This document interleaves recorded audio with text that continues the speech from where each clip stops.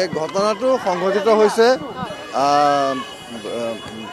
শেষ নিশা প্ৰায় 2:47 মানত ঘটনাটো হৈছে আৰু তেওঁ এখন স্কুটিৰে আহি আছিল আৰু আহি তেওঁ এটা স্পীড ব্ৰেকাৰত খুন্দা খাই পেলাই তেওঁ বাগৰি পৰিছে। গতিকে এতিয়ালৈকে যিখিনি দেখা যায়, কাৰণ আমাৰ ওচৰত সেই অঞ্চলটোৰ গোটেই CCTV পৰীক্ষা কৰা হৈছে।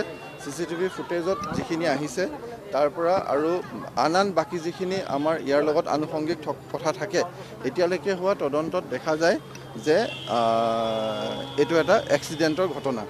আৰু কিন্তু তথাপিও এই অঞ্চলৰ তেওঁ এজন সামাজিকভাৱে খুব সক্ৰিয় আছিল।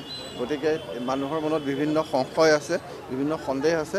গতিকে যিমান যি কথা থাকে সেই গোটেইখিনি আমাৰ সাঙুৰি চাই থকা হৈছে, একো যাতে আমাৰ কথা বাদ নাযায়। আমি কোনো কথাই যদিও এক্সিডেণ্টেই হৈছে, এতিয়ালৈকে এক্সিডেণ্ট বুলি দেখা যায়, আমি বেলেগ কথাও ৰুল আউট কৰি দিয়া নাই, যিহেতু সকলোৰে মনত এটা সন্দেহ সংশয় আছে। আৰু আমাৰ ইয়াত CID টিম আমাৰ অনা হৈছে স্পেচিয়েলি, আৰু যথেষ্ট গুৰুত্ব সহকাৰে এই তদন্ত লোৱা হৈছে।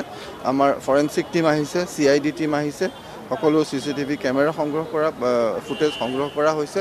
আৰু লগতে যোৱা নিশা কি হৈছিল, কি নাই হোৱা, সেই অঞ্চলৰ গোটেইখিনি কথা চাই থকা হৈছে। আৰু তাৰ লগতে সিহঁতৰ ইতিমধ্যে ইনকুৱেষ্ট হৈ গৈছে আৰু পষ্টমৰ্টেমৰ কাৰণে এতিয়া দেহটো লৈ যোৱা হৈছে গুৱাহাটী মেডিকেল কলেজ হস্পিটেললৈ। গতিকে তাৰ পাছতো গোটেই কথাখিনি আহিব।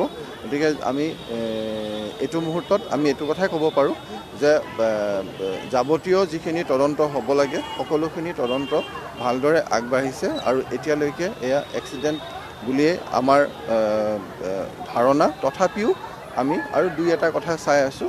গতিকে সেই গোটেই কথাখিনি আমি আপোনালোকক সময়ত জনাম। আৰু CCTV ফুটেজো আমি আপোনালোকে দেখা পাব, তেতিয়া গম পাব যে এইখিনি কি হয়। গোটেইখিনি এটা স্পীড ব্ৰেকাৰ শংকৰ নগৰৰ এটা স্পীড ব্ৰেকাৰত 2:47 ঘটনা।